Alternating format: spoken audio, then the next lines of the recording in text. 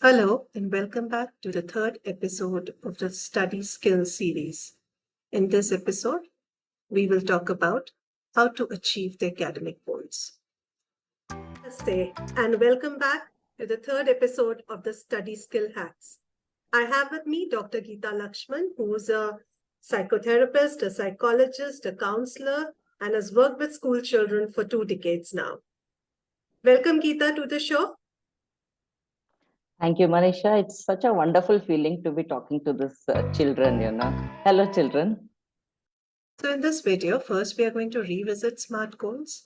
After that, we are going to show you some examples of SMART goals set by students and sent to us. Then we will talk about how to achieve the SMART goals. And in the last, there is a surprise for you. So watch the video till the end. The children. In the last episode on study skills, we learned about the importance of goals and how to set them using the SMART criteria, right? In this episode, we will be discussing on ways to accomplish this goal. But before that, let's do a quick recap on how to go about setting the goal. Hope you all are ready with your goal. So children, a quick review of what we did in the last video. Geeta ma'am had explained how to set SMART goals. SMART is the acronym for S for specific, M for measurable, A for attainable, R for realistic or relevant, and T for time bound.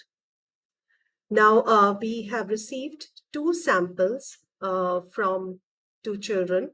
One, a sixth grader who wants to improve his maths performance.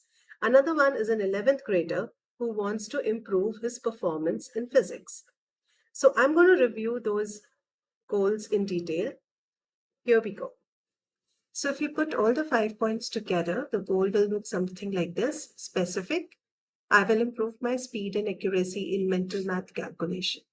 Very specific, the child is talking about improving the performance in mental math.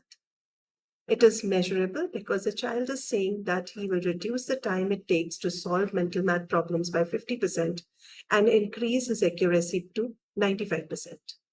It is very much attainable because he will practice mental math exercises for 15 minutes every day and participate actively in class to improve his mental math skills. Are they relevant? Yes, they are relevant because we will develop a strong mental math skill which will boost his overall maths performance and help him in everyday situations where he needs to make quick calculations. And are they time bound? Yes, they are time bound because he has set the limit of achieving these goals to 2 months. So children, sharing with you SMART goals set by a grade 11 student who wants to improve his performance in physics. Now, his specific goal is that he wants to increase his understanding of kinematics and dynamics concepts in physics. He's going to measure his goal by achieving a score of 90% in his next test. He is going to set an extra 2 hours per week for achieving his goal. He wants to do it because he knows that kinematics and dynamics are crucial topics for entrance exam in good universities. And he has set a time limit of 2 months for achieving his goal. So it's a very good example of SMART goal. Geeta, I think the children must have understood. If they have not already made their SMART goals, today they must have understood with example how to frame their SMART goals. Now, one question that has come across from many children is that how to achieve these SMART goals. There are so many distractions and so many other hurdles that come in the way of achieving these goals. So if you could explain to children how to achieve these SMART goals. Okay, so let's start working on how to achieve the SMART goals. Children, now our goal or the one thing that we are really passionate about is set. So our goal is set. One major goal is set. So that is the first point is set your major goal. Decide what you want to achieve. Okay, that is the first point. The second point is write down your SMART goal in big, bold letters and put pictures or drawings or pictures of people who have accomplished the similar goal, or the people whom idolize in that particular field. Put it all around your goal. The third point in this is make your goal visible. Make couple of copies of your goal and put the copies in the prominence in your house where you can see your goal often. This constantly seeing your goal will keep reminding you what you want to accomplish. The fourth one is in this is own your goal. Be proud of it. Get excited when you think about it. Feel the happiness. Imagine you feel that happiness, how you would feel, how your parents would feel. Okay, let this sink deep into you. This acts as a big motivating factor, children. When you love your goal, you feel like working towards it. The fifth point is break your goal into small, manageable chunks. In the earlier one we saw, where the child wanted to increase his mental maths ability, okay, both the speed and the accuracy. Now, if the child is planning like something like 95% accuracy or reducing the time by 50%, it looks scary. It looks, maybe I cannot do it, or maybe, things like that. But when you break it into smaller things, by 15 days, I will try to do this. The next 15 days, I will try to do that. It becomes easy. It looks like, the main goal can be broken down and managed in a comfortable way. The next one is build a goal ladder. Now here what you have to do is you have to draw a ladder, children. On the topmost rung, write your main goal. Like for example, 95% accuracy, or I want to reduce 50%. Instead of writing 50% reducing, you can write, I want to do a question, so 50 questions in 50 minutes, 40 minutes. That way the goal will be more clear. So write that right on the top. One we will pick up and we'll write on that. Your main goal is on the top rung of the ladder. Work your way through the rest of the ladder steps. Write down the smaller goals you need to achieve in order to achieve your main goal. So if I'm saying 95% accuracy, so from, say, for example, if I'm now at 50%, 60%, if my level is at that, from that to take to 90%, I cannot jump. Okay, so let me go climb one rung of the ladder at a time. So from 55, let me try to take it to 60, then 70, then 80, then 90, then 95. Okay, so build a goal ladder. The next, develop a action plan. How you want to go about it. So every time you write a smaller goal in the rung of the ladder, in the bracket, write how you will achieve. If I want to reduce, increase it by 95% accuracy, so how am I planning to do? Just by deciding it is not going to happen. So in the bracket, in each rung, I'm going to write, I will discuss with my teachers. I will take extra help from my parents. I will do extra work in maths. I will solve a lot of question papers. So like this, you need to build your rung of the ladder and your develop an action plan. Remember, the action plans have to be again doable. Again, there are small goals only. There are also small goals only.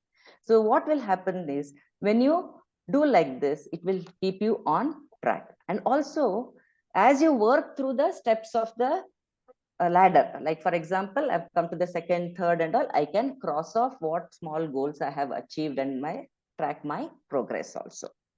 The next one is take solid action. See, you have a goal now, the passionate or the major goal that you badly want to achieve. You love your goal, you are proud of it, you own your goal. Now you have built a goal ladder and you have developed a plan of action also how to go about it. Now is the time to take solid action. How to take solid action? See, what you have to do is you have to make a schedule, a proper schedule or a timetable on how you want to go about. See, again, timetable making or scheduling the day is a very interesting and intricate topic. We will be doing another episode, especially on how to go about planning your day. So right now, I'm just touching it so that it helps you in taking solid action. Be proactive and take action. Whatever goals you have set, try to work on them. The 10th point is identify the distractions and barriers and work on the challenges that you meet. The distractions could be gadgets, social media, friends, and the barriers could be your own barriers, some mental blocks or what you're not able to do. Some children say, I can't do maths, ma'am, I can never pass. So these can be the barriers, work on them, okay, and keep moving. The 11th point is stay highly motivated. Remember, it is your goal. It is you who have set the goal. And you know how much you love the goal, how passionately you feel about the goal. So you have to stay highly motivated. That is very, very important. Now, how to stay highly motivated is the best thing is keep visiting your goal. That itself will, put a spring in your step. Appreciate your progress, however small it is. Pat yourself. Very, very important, because other people may not have time or they may not understand how passionate you feel about your goal. So learn to pat your back by yourself.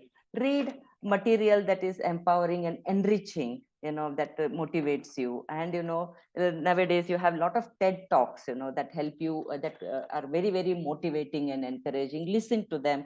So this will help you to keep your motivation level at the optimum level.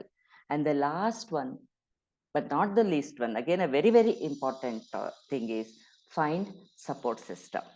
Include your parents, your teachers, your peers, your relatives, or even people who are already working in the field that you want to achieve. If you know, include them in your support system. Identify the resourcefulness of them.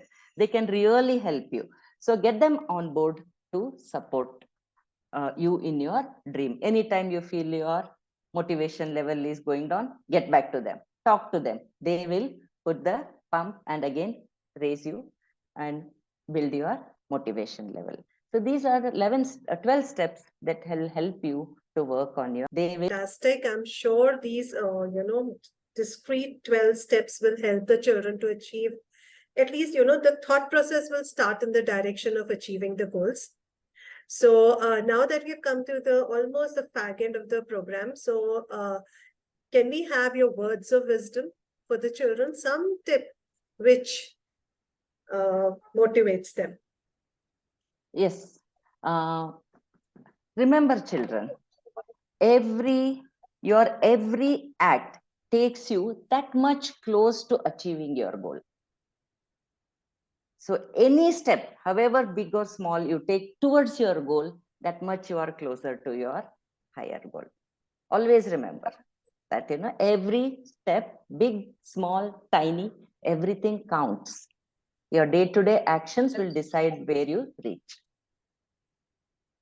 Thank you so much, Geeta. Episode in which Geeta ma'am will teach you how to make your schedule and adhere to it. Commonly, we call it making a timetable. So go ahead and take this quiz on SMART goals. You will be able to check how much you have understood, and you will be able to implement it to your benefit. Here's the tip of the day. If you have studied something and you want to retain it so that you can recall it at a later date, the best way to do is to explain the concept that you've studied to a friend, your parent, or your grandparent in the most simple language without any gaps. If you're able to do so, be sure that you have understood the concept. Do you know curiosity is the wick in the candle of learning? We've been talking about SMART goals for past 3 episodes. But did any one of you think who coined the term SMART goals? Go find out. And when you get the answer, write it in the comment section below. Thank you.